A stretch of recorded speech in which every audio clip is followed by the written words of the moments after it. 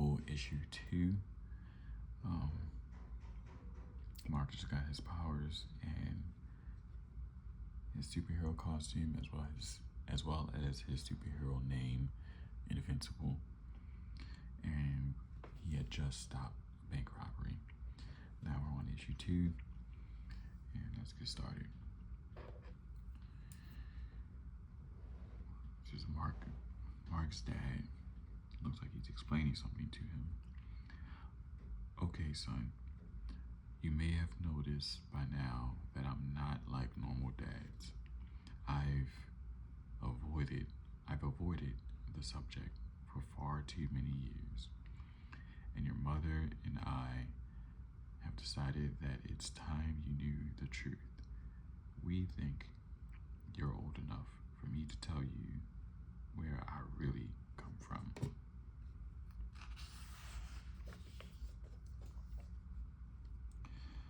Billions of miles from here, out in deep space, is the planet Veltrum, a cool blue oasis alone in a solar system much like our own.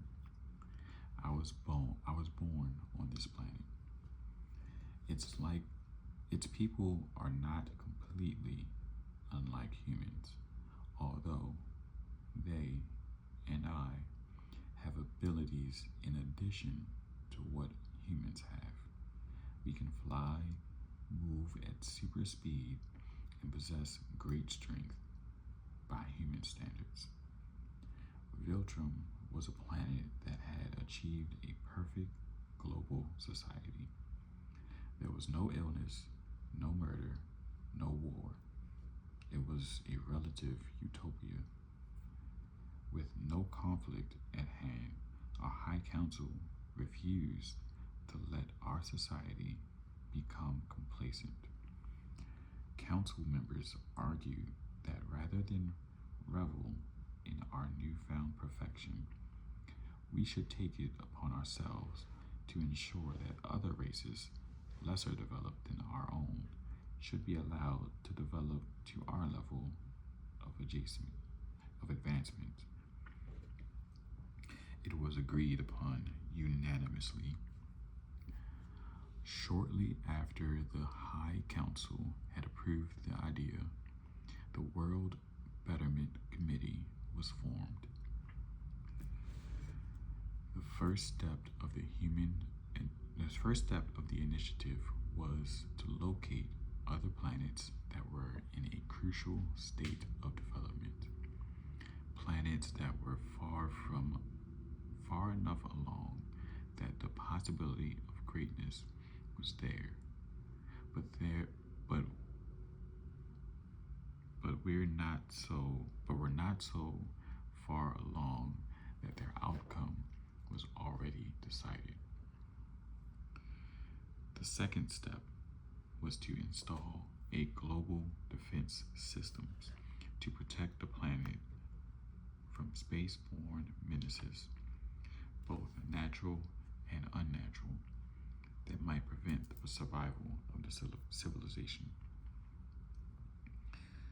The final step was to send a team of scientists down to the planet's surface to assist in the advancement of the civilization's technologies. This team would stay behind on the planet, monitoring its progress. Word traveled around our planet about how much good the World Betterment Committee was doing. Soon, it was the most popular profession on Veltrum. Of course, when I came of age, I signed up for duty. I was on the search committee. My job was to locate and suggest planets that might be eligible for our interference. By then, the operation had been expanded and perfected. I was stationed on a mobile base that traveled from planet to planet as we discovered them. I was in my 3rd year of service when I discovered Earth. I convinced the committee to do a physical inspection of the planet. During the long journey to Earth, I used our long-range sensors to study the planet and the civilization that lived there. By the time we arrived, I had grown fond of Earth and the people on it. I was fascinated by the achievements they had accomplished in such a short time. I pleaded for authorization to add Earth to our betterment schedule, but it was deemed too crude and not developed enough for our interference. I refused to give up and offered an alternative solution. I volunteered to relocate to Earth and be its sole protector, dedicated to the survival of its civilization.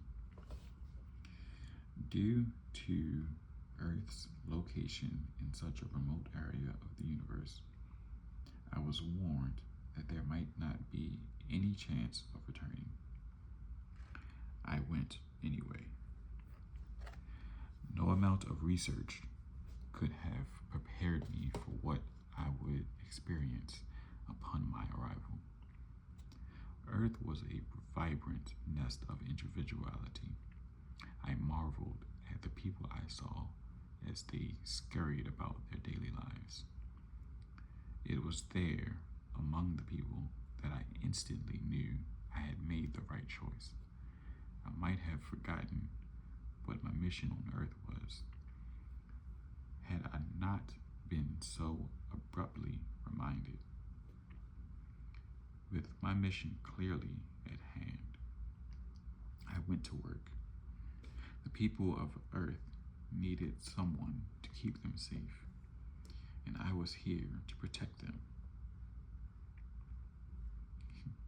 He's out in space fighting Alan, the alien. It was less than a year before I met your mother, but that's a story for another time. We see Omni-Man saving Mark's mother from a car.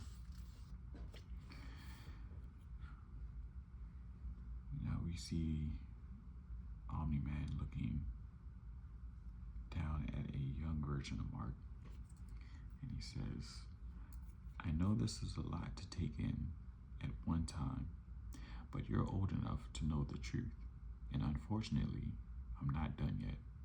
On top of all this, there's more. You see, you're getting older, son. Things are going to change. Things are going to start to change for you in a few years as you hit puberty. You're going to start to get acne, your voice will start to crack and eventually change. You'll begin to grow hair in strange and new places.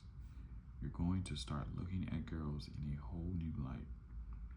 There's a good chance that you're going to start to develop superpowers. Super strength, super speed, flight, the whole bit. All the powers I have. Mark, do you understand? Mark looks on, silent, and he says, wow, I'm going to be able to fly? We jump back to the present when Mark is laying in his bed, and he says, yeah, I can fly. He starts to get up. Screw this. And he flies right out the window. Flies up in the air and he starts to fly through the city. And he looks down and sees a toy store. He says, what the?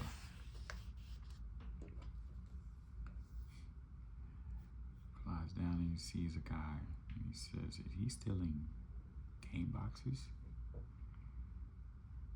The guy carrying the game boxes turns around. He sees Mark flying at him in his pajamas. And he smacks Mark away and says, back off. Mark crashes into a wall. And the guy says, aren't you out a little past your bedtime, young man? And he says, actually, yeah. And he flies back in to fight the guy. Suddenly, something explodes and gets in between them. He looks up and he sees 4 heroes, 3 on a bike and 1 flying. That was a BB. You don't want to see what I can do with a golf club, with a golf ball. Now, who started it? As the guy looks on and sees Mark and the blue guy standing there, and the blue guy grabs hold of that bike and he says, "I'll give you one guess." It looks like he blows up their bike. The robot one says, "Way to go, Rex. We had the element of surprise." "Sorry, bot. It seemed like a good idea at the time." "Well, try to leave the good ideas up to me. And, we're going to need one real soon."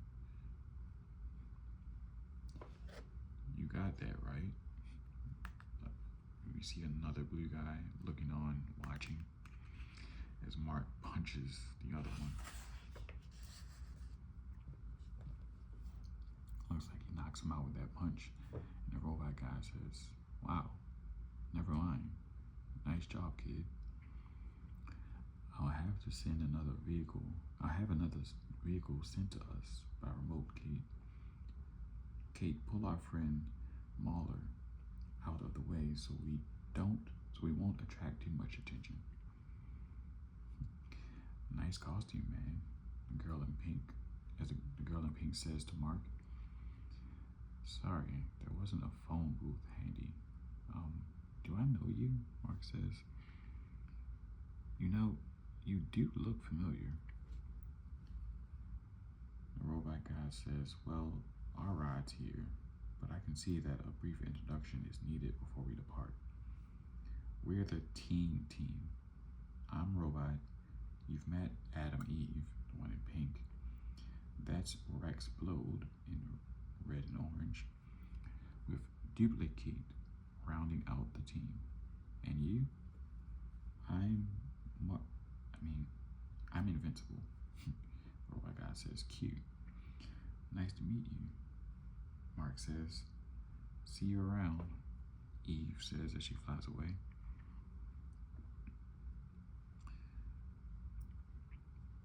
Mark at school says, "Ha, I knew it. Hey." I think he sees Adam Eve in school, and she turns around and says, "Hey, it's you. We've been in physics together all this time. Mark, right? Yeah, is there any way you can keep this to yourself? You never know when one of your teammates is going to go crazy and become the next big villain. Oh, that only happens in the comic books. It's always better to play it safe." Oh, sorry about that. He yawns. "I'm not used to these late nights. I'm still new to this. I just hit 2 months. You'll get the hang of it. Teen superheroes start drinking coffee at an early age." "Listen, we're following up on the incident from last night today. You're welcome to tag along if you'd like." Mark says, "I'd love to." Why are you going out here? Do you take the bus to your team's secret base?" "Are you kidding me?" Eve says, "I can fly." "Come on, we can change back there." "So, you come here often?" "Every day." As they go into the garage, the garbage dump, Mark says, "Nice place. Do you know of any other secluded places around here?" Eve says as she changes, and she turns around and sees Mark already finished changing. She says, "Wow, that was quick." "Thanks," Mark says. "I guess not, but now that we're in costume, how do we get out of here without being spotted?" You'd be surprised how rarely people ever look up. They arrive at their secret base, and Mark says, "A bridge, huh?" The robot sees them coming in and says, "You're late. I'll assume that's our new friend from last night with you." "Good. Oh, and he's wearing a much nicer costume. Kate and Rex are out on another mission. He'll be of good use tonight. Speaking of which, if you had gotten there 3 minutes later, I would have had to do this alone. If he had gotten here 3 minutes later, I would have had to do this alone. Come on." I erased Mahler's memories from last night and left him close to the toy store he robbed. He'll be disoriented and will more than likely seek out familiar ground. My hypothesis is that he will lead us to his base and we'll be able to figure out what his plans for the video game systems were. I've been tracking him from here, but we need to be on site when he arrives. I was afraid I was going to have to leave without you. Sorry about that. Don't worry about it. I'm not even sure I'll need you.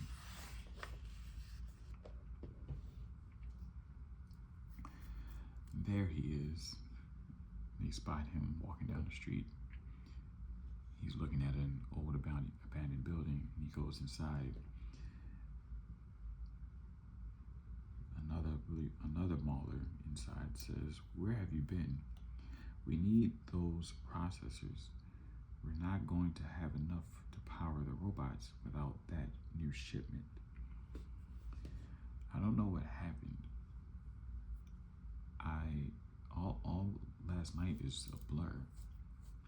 I remember going out to get the new shipment at the Toys B We, and then nothing. So I came back. I don't think you realize how important our work here is. We badly need those extra processors. That shipment is already in stock by now, and they won't be receiving another for nearly a month. I'm not sure our plans can wait that long.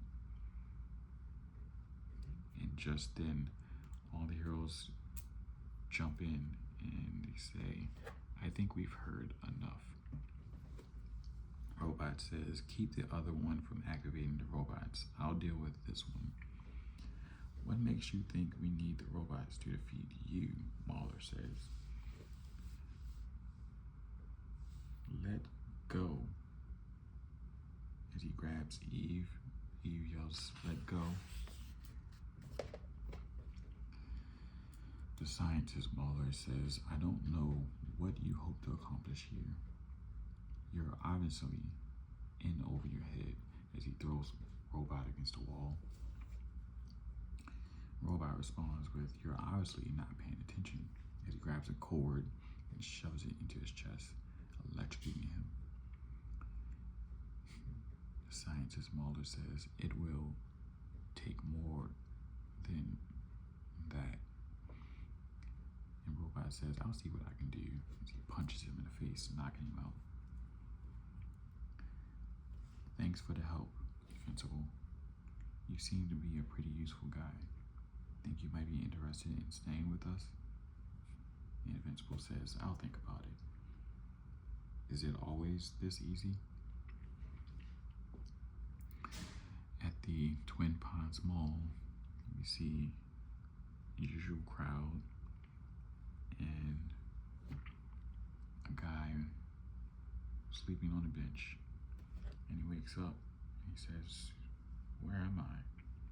And he feels his chest. And he opens his shirt and he says, "What the?" And he realizes it's a bomb. And the bomb goes off in the mall, creating a huge explosion. And that is the end of issue 2. Okay, guys.